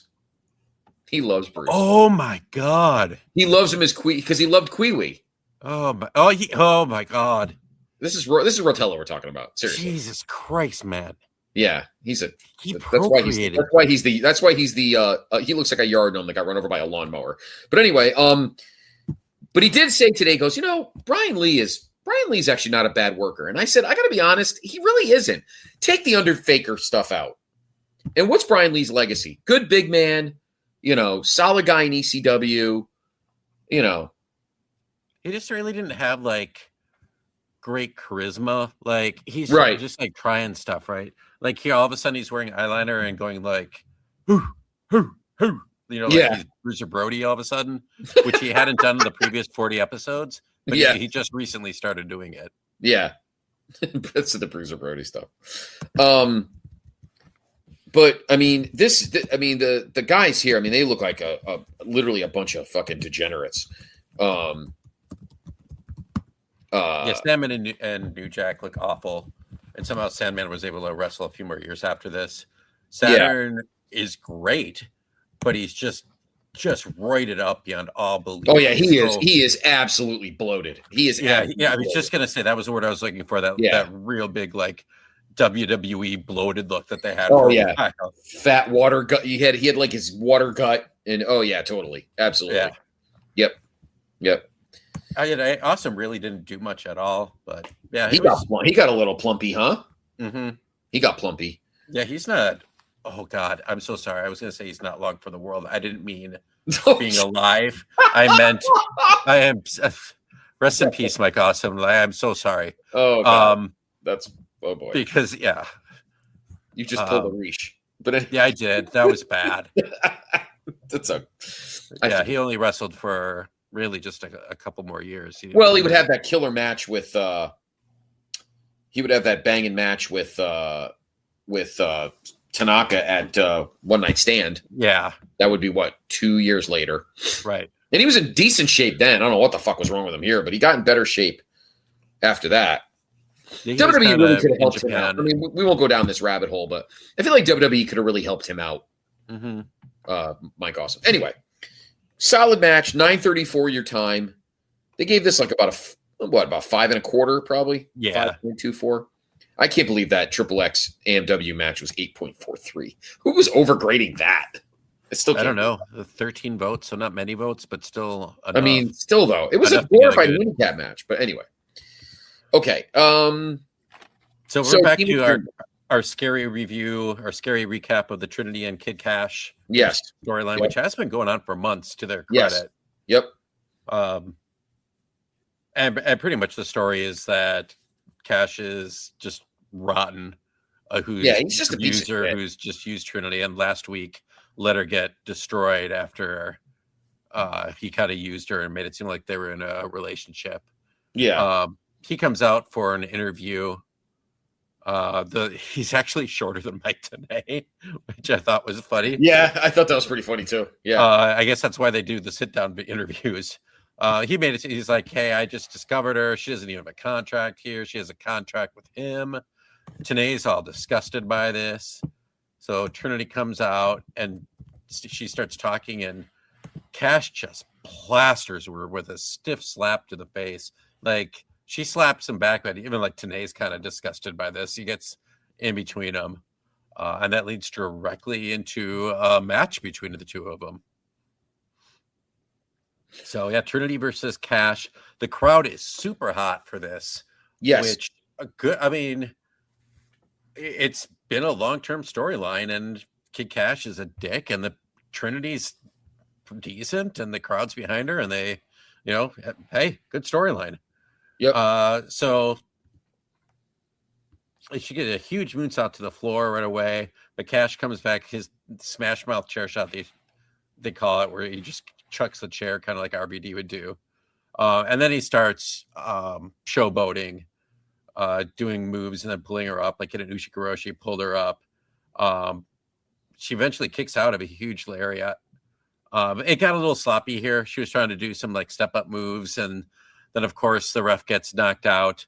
Then the Harris twins come out, look like they're going to hit Trinity again, but hit Cash instead as payback. And for the first time ever, the Harris brothers get a face reaction, and then they put on top for 3. So great storytelling, but another dumbass finish with interference and ref bumps, and I don't know where this is going. I honestly don't know where this story is going from. I don't either. I feel like Kid Cash is maybe it's leading towards Trinity winning the X Division belt. Nah, that makes no sense. I won't go. This one's not this man-woman violence is not as egregious because Trinity could kick the shit out of us. So she's not not that Alexis Lurie, but I mean, Alexis Lurie is a women's wrestler. Trinity's fucking she's huge. smaller, And the thing that really bothered me, we talked about this, I think today, like we were texting with each other. Like Jarrett is way too stiff with her, and he's stiffer with her than he is with anybody else. Yeah, I agree. There's something going on there. Like he smacked her with a chair shot at the end of the one show a few weeks ago. And it wasn't even like it was as they were going off the air. It wasn't even necessary. And he gave her like an unprotected chair shot. He's like 230 and she's like $110. Yeah, Jared, and then today, and then in this episode, he like literally like throws her hard into the fucking wall in the back. Yeah. Like, is he like, she piss him off or something? Like, I'm just confused. Or either that or Alexis asked him to like, like maybe don't treat me like one of the boys, I guess, kind of thing.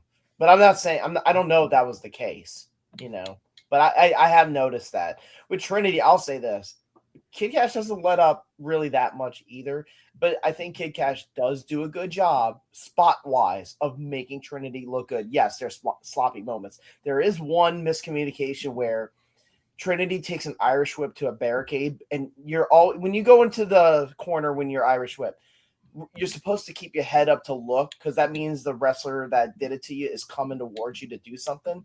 Well, Trinity just kind of like keeps her head down and gets absolutely smacked in the face with a chair, and like did not see it coming. She must have gotten her brain scrambled right there. But you got to keep your head up. That's just one of those things that if you're not wrestling a ton of matches, you don't know it. Yeah. Again, I can't. Trinity is in great shape. Oh God, yeah, she was a stunt woman. Yeah, she's bigger than Kid Cash. So, so anyway, I'm curious to see where that's going to go. If they're like going to give her the title or something, I'm not sure. I'm not sure where they're going to go with that. Then we get this kind of. I mean, do we have the next match? I'm trying to remember. Was there a thing in between? Oh, this is terrible. There's a very quick segment. Yeah. Slash and Just Incredible. This is awful. Mitchell arguing. I think I saw Russo in the back. So this is so bad. This should not. There's no reason this should have been on the show. So Shark Boy comes out for a match against who we never find out. Like we never find out who he was going to go against. Slash attacks him from behind. Has some sort of dagger, and then he gets into the ring. And he holds up the dagger to Borash's throat, right? So Just Incredible, he's asking for Just Incredible. Just Incredible comes from behind, hits him from behind with the kendo stick. Now let's think of the physics behind this. Mm-hmm. If you have a dagger to someone's throat and someone pushes you, that would slit his throat. And then Slash is still covered with blood. He misses a clothesline immediately on the floor, and Just Incredible bumps for it anyway. He drop kicked Slash into the post. Then Incredible gets monkey flipped into the post. There's a low blow. The ref does absolutely nothing. I don't even know if this is a match at this point. They called it a match, and it was a no contest. Which is funny. They brawl the whole time. They're in the ring for maybe 2 minutes. They leave again and go outside, and then they ring the bell. And then they're like throwing it. There's like low blows and powder in the face. Yes. And then they're outside. Then there was the bell. It was great. Yeah, they go outside. All of a sudden, Sandman appears with a flaming kendo stick, and he's running around like screaming like an idiot. This is where I do my Vince impersonation.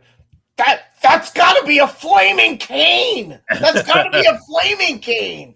It was just bizarre. It didn't need to be there. The cane is on fire, and like everyone is freaking out. Like, why the fuck is the cane on fire?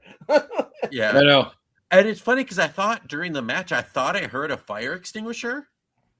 So I'm wondering if they lit that thing backstage, like in the outside early. And the fire marshal said, "You can't do that." And I'm like, "Oh shit, it's burning."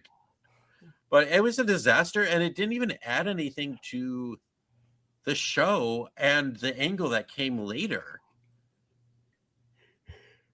They already had their hardcore match. It just didn't make sense. Yeah. It was a slop. I mean, I don't understand what this was about. It was just a sloppy mess. And I mean, did they really need Just Incredible, or was this just simply to give the guy a paycheck. I think it was just to give him a paycheck. If you worked in WWE or ECW, you wound up in TNA. Yeah. TNA loved ECW. Yes. Yeah. Or in Just Incredible's case, Olive Garden. But my buddy's still looking for his lighter back. This is, and then the brawl outside is just a big sloppy mess. Yeah. Knife to a guy's throat. Okay. And then after all that, then we get the long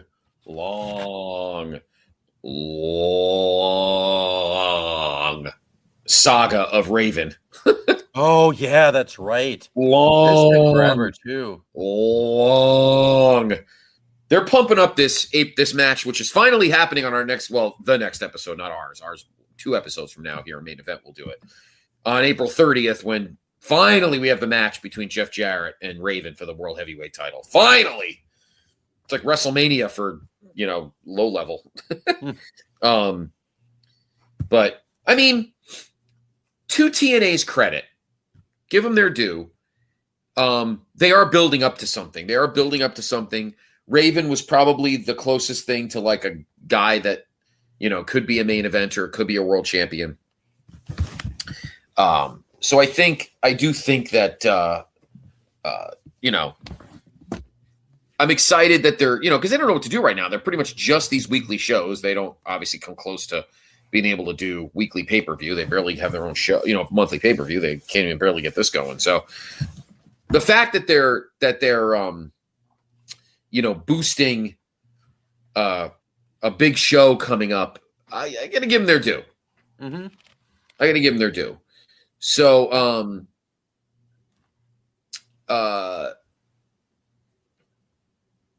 that long,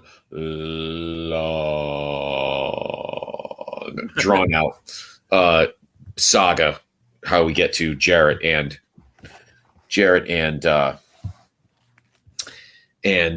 Raven for next week on the April 30th episode.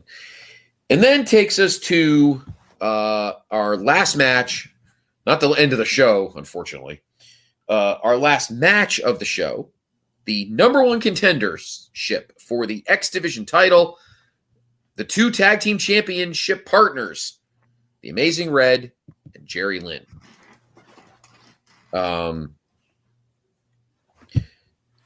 Now, this is where I laugh, Steve, if you have Cage Match open.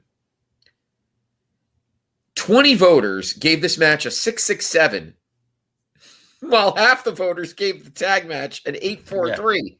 Yep. This match was really good. It was really good. They're both like selling right off the bat. Conan is out on commentary, and he's really disgusting on commentary.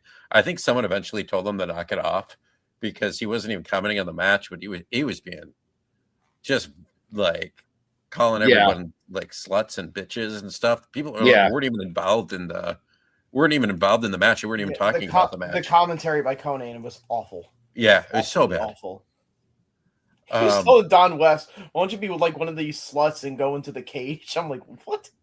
Yeah. Like he would make a terrible politician. He was talking about how like there's too much racism in America. And then he was talking about how he could beat any woman at any Yeah, it was so bizarre. And then like halfway through it stopped. Someone had to have told him to knock it off.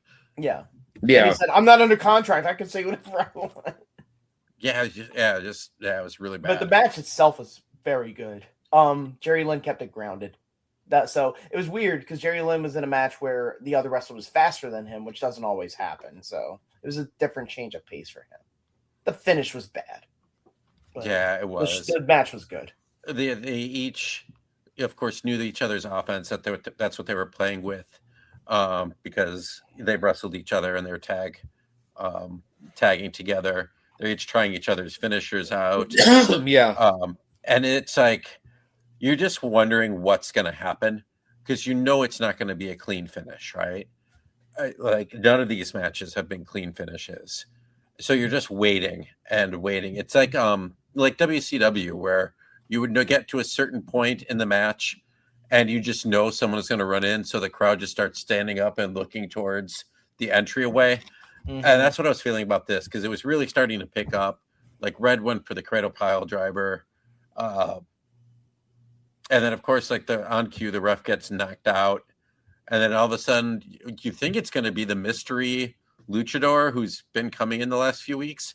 They mentioned that early on, but actually it's Ron Killings, and he takes out JL, Jerry Lynn, and then he leaves the ring, grabs Cohen and says, "Hey, we need to have a discussion." So Yeah. My guess is based on what he's talking, based on Conan's commentary, they're going to form a group that is, ticked with not being used. The whole thing was weird too, because Conan like turned into a face a couple weeks ago. They kind of ended that story. But yeah, I guess they're just kind of rebooting that. Red gets to the top rope, hits the infrared with Jerry Lynn down, gets a 3. He has no idea that happened. They kind of hug, shake hands. So Amazing Red becomes the number 1 contender for the X Division title.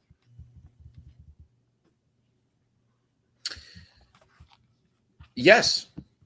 And were you surprised by this? Rotel and I were talking today about it, and we're like, can Jerry Lynn just finally win something? Yeah, he was X Division title in the beginning, but yeah, like, I mean, even before Andrew was doing these with us, like, he is the MVP of TNA in these 2 years. He cannot have a bad match. No, he can't. Like, he's finally getting his due now. Like, he is, he's like a producer for AEW. Even just today, I read an interview on with TV. Yeah, like with Ortiz saying he's going to start a wrestling school with Eddie Kingston, and so he's excited because he's going to, bring in like really good people to help out. Like Jerry Lynn was his name, like Homicide you mentioned. Yeah, I'm glad you mentioned that. I do want to shout out this on the Unreal show that I watched. I give a lot of credit to these match agents, the ones who probably don't wrestle anymore, or probably won't wrestle anymore, like Bobby Roode, Shane Helms, Tyson Kidd, who broke his neck, Chris Park, who we'll see very soon on these recaps. These guys work really hard to try to like keep these wrestlers in the know of like, hey, let's get to this and this and this and this. Like, and Jerry Lynn in AEW is one of those people. Like, these are the real brains of the operation. If you ask me, they brought in Chris Hero, who's a brilliant wrestling mind too, really good. And he shows up in one of these Explosion shows soon. Oh, cool. Yeah. Yeah. Like, and it just shows like who the Malenko is a guy. Arn Anderson. They don't. Arn doesn't do it, I don't think, much anymore. Yeah. But yeah, just the actual, like, those are the real wrestlers, right? And unlike the current TNA product, where one of them was named something, I think Vance Johnston. I looked him up. His name is Delirious. Delirious is a producer at TNA now. He booked Ring of Honor for a very long time with Sinclair, but I don't think he was like. Now, who's booking this? I have no freaking idea. Probably Bob Ryder and Jeremy Borash. Or Big Russo is probably, I don't know who they are. There's a lot of Vince Russo on this show. Yeah. But, so that match was good. But then we have Eric Watts out for, like, the 4th time. He's still looking for Raven. Finds Raven. Raven kills him in, like, 2 seconds. Now Jarrett's looking for Raven. He's like, I don't know where he is. And, like, well, they just showed Raven killing Eric Watts. So that's when they go to the final recap video. And again, they're really building up this match over the past month nicely. We come back and Jarrett and Raven are brawling. They're trying to give Raven a chair shot, and he's trying to put him in the straight jacket and couldn't get it on. The security and refs with the gardening gloves are out, but they're just standing and watching it at ringside. And then the lights go out again. And that must just mean that Just Incredible is there, because sure enough, it is Just Incredible with all of Team Extreme, who then put Jarrett in the straitjacket, beat the shit out of him, wrap him in barbed wire. So again, good storyline, right? The small things, like the barbed wire from before, used again. That's like AEW does really well at that stuff. There was a small thing they did that I did like, where I think in that package leading up to the segment, they talk, like, Raven talks about I will bring I will deliver woe to, or like a tree of woe or something like that. Well, when they beat up Jeff Jarrett and put him in the straitjacket, they actually put him in the tree of woe. Good catch. So things like that. There was actually some small details that were good, Which as they like a never global do. segment for this. Yeah. So I wonder who. Yeah, I do wonder who is back writing with them. I think it's Borash. Yeah, like bringing some of this stuff in the last like couple weeks. Yeah. And then the other thing that I thought about too, which is crazy because it shows that I'm actually thinking about TNA instead of just reacting about how stupid it is. Like for the last 4-6 weeks, Jeff, literally everybody, he's paranoid. Like D'Lo, he was paranoid. D'Lo was coming after him. He hit Dusty Rhodes with the chair last episode because he came out to help him, and he was like AJ Styles. He was paranoid about him. All of Raven's guys, and alienated, Goldilocks even, and no one was there to help him anymore. He had alienated everybody. None of the women trusted Jeff Jarrett anymore. None of the women. I can't believe Goldilocks didn't. Like I Done. couldn't believe even Athena. Like, I wonder why. but like this was a swerve that actually was a good swerve. They don't do that. But it makes sense. Like it's all the ECW guys go with Raven. Raven's the mastermind. That makes sense. And as opposed to a swerve just for the like, oh, here's Nikita Koloff. What? Why is Paul Bearer here? Just collecting guys. Yeah, like this makes sense. So, and that leads to the match next week with Jarrett and Raven, and they showed another promo video. And that's good stuff. It's not like people I like necessarily, but it's good stuff. Good story. Unfortunately, the show doesn't end here. Which it did. Would have been great if it did. Oh, I guess there's something I missed. Oh no. Well, there was the last 10 minutes of like Eric Watts running around at the end, and he goes outside, and I don't know. He's just a disaster. We're just going to skip that part. He was just kind of running around at the end. I mean, he's a mess. It's all of a sudden that went out the window. Like, remember, it was this whole crew, him, Lawler, and fucking David Flair. And it seems like that went out the window. And he just didn't fit on this show. Like, at this point, they might as well be like, you know what? You're just useless. Like, he brings nothing to the table. Yeah, I don't know how. To the table. He, let me just look at Explosion results, because he wrestled on Explosion. He beat some guy named Ken Phoenix. Oh, that's Kevin Doan. That is Mr. Anderson? Kenny Dykstra. Oh, Kenny Dykstra, right. Yep. Yeah. He also works in WWE now as an agent. Oh, wow. I didn't know that. That's crazy. He does. As an agent? Yeah. He's like they show him backstage, like, this is the next spot. This is what we're going to do next. He's like there in Gorilla. Kenny Dykstra. Jeez, he's like, he's only 39 years old. Oh, you're talking about Kenny Dykstra. I thought you were talking about Derek Watts. No. The one that John Cena hated because he thought he was dating Victoria. I remember that. That was a big pro wrestling urban legend for a while. That John Cena got Ken Doan fired from WWE. The rest of Explosion, David Young and Sonny Siaki beat Sean Parks and Trick Nasty. And then I don't know who that is. Trick Nasty. Let me see. Yeah. And then Conan beat some guy that I've never heard of named Bobby Roode. Trick Nasty's alter ego is Sancho. He started his career in October of 2000. Austin's cat? Oh, no, that's Poncho. That's Poncho. His last match was 2 years ago, about a year and a half ago, July 5th, 2024. Jugulator and Trick Nasty defeated Bishop Baylor and Shane Krizak, ACW First Friday Fights in Ashland, Kentucky. None of the words you said just made any sense. No, none of them. Well, until you said Kentucky, then it made all the sense in the world. I love Cage Match. Cage Match is fun. It is awesome. So there you go. So there is the April 23rd, 2003 episode of TNA. Of course, the following week, April 30th, will be the big NWA World Heavyweight Title match between Jeff Jarrett and Raven. We'll have that. We'll do that episode 2 episodes from now. But in 2 weeks on our next episode, we'll go back to 2019 for the October 23rd episode of AEW Dynamite as we continue on the road to Full Gear. So that should be fun. I enjoyed that. Guys, I enjoyed being with you. This was awesome. It always is.